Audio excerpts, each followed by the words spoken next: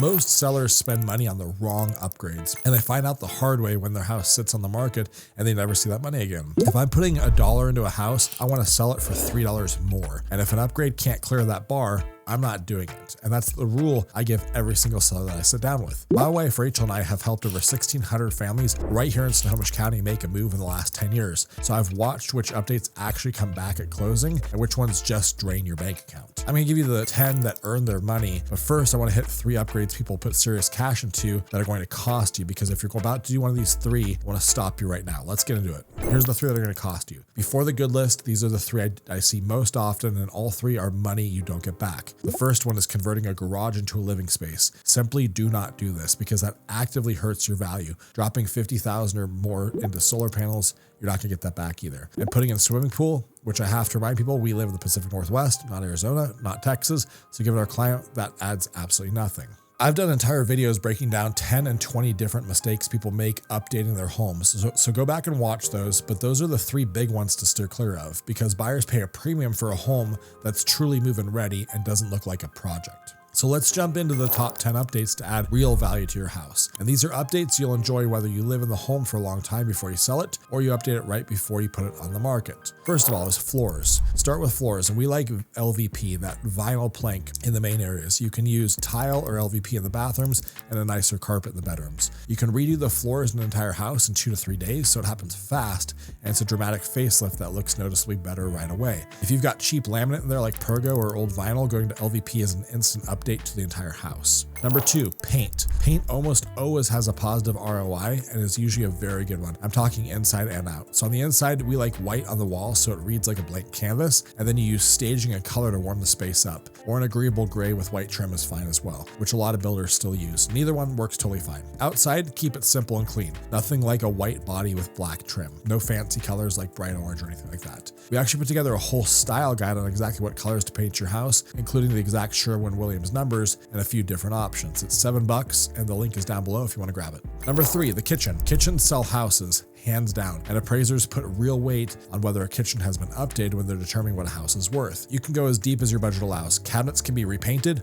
refaced, or completely replaced depending on how far you want to take it. Add solid countertops, quartz, granite, and I really like white quartz because it always looks clean. Put in a nice deep basin sink as well, maybe stainless or a farmhouse sink with a good faucet. Update the appliances to something that matches, usually stainless, a solid brand like GE. You don't need Viking unless the house is like $2 million or more, and put a backsplash in there as well, whether that's carrying the quartz up or doing tile, because it's going to pop and it's going to really pay off. You can open up the kitchen with a big island. Buyers absolutely love islands. Everybody tells me how much they love having an island because that's where people actually spend their time in a kitchen. With our family and our kids and us, we're always eating at the island and not at the table. And that's just how people live now. So an island with bar stools where people can eat and hang out while somebody's cooking is a huge win that helps your house sell for more money. Number 4, bathrooms. Bathrooms sit right up there with the kitchen. Look at the shower, the flooring, the vanity, and the counters. Home Depot and Lowe's sell gorgeous pre-done vanities that go in within a few hours. And they come with the cabinet, the countertop, the sink, and the faucet. So you screw it in one place, connect the plumbing, and you're done. They run about $400 to $600, so it's a fast update. And doing that plus the updates on the floor might be everything that you need for the bathrooms. But before you start ripping out a shower, make sure the math actually works, because it's a much bigger investment, and often you don't need to do that to get the house sold for a good number. If the shower is very dated, if it's bright pink, if it's damaged, or if it's below the quality standard for homes in that price range, then look at pulling it out and replacing it with fiberglass or tile.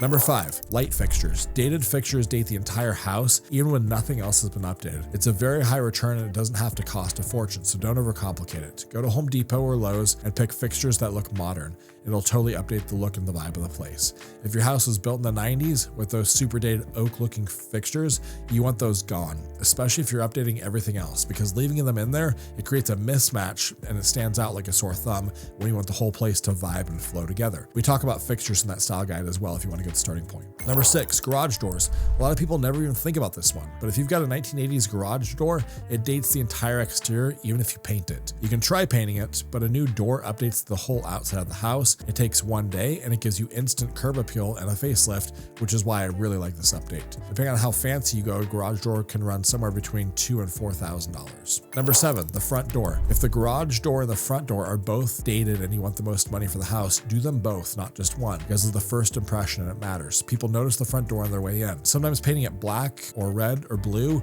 some contrast color that pops, is enough to do the job. But if it's 30 years old, if it looks terrible, if the glass is faded, replace it with a modern version and paint it one of those colors, because buyers love a front door that stands out. Number 8, a landscape refresh.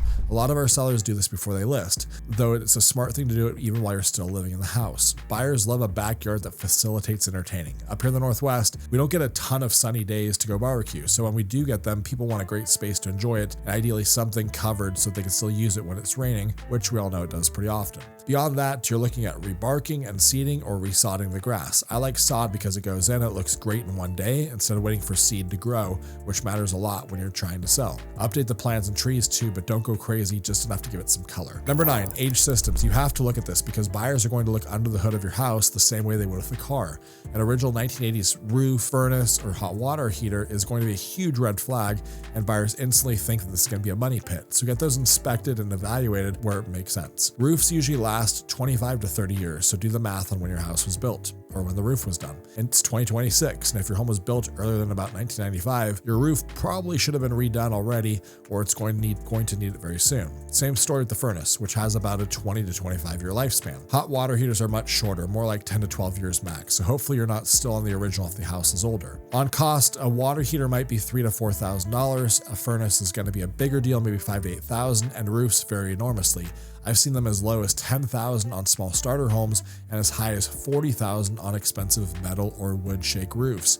So it really depends on the type of home, type of the roof, and the size of the house as well, of course. Number 10, the floor plan. The floor plan isn't the easiest thing to change, which is why it's last on the list, but buyers want it to be open and not closed off. If you're already redoing the floors, that's your moment to consider moving a wall, because you don't want to patch flooring in later and you want it to be all congruent. So when you pull the floors, look at the walls and ask whether any of them are bearing or non-bearing. If you don't know, get an inspector and engineer out there. Do not start randomly knocking out walls in your house, because that could be an absolute disaster. But if you can open up that kitchen and open up the space a little bit, it can be a game changer what a buyer thinks your home is worth and what they're willing to pay for it. Not every dollar you put into a house is created equal, because some updates genuinely pay you back and plenty of others are money nobody cares about that you never see again. These 10 are the ones that make you the most when you sell, and they're also the ones that you'll actually enjoy while you're still living there. Always pull your realtor into the conversation before you start making updates, especially if you're thinking about selling down the road, because we'll tell you whether it adds value to your specific market at your price point, and that varies massively by location and what buyers expect at your price range. If you're thinking about buying or selling, there's a link below where you can fill out a form, and we'll reach out if we think we're a good fit to help you. We work with buyers and sellers every day right here in Snohomish County,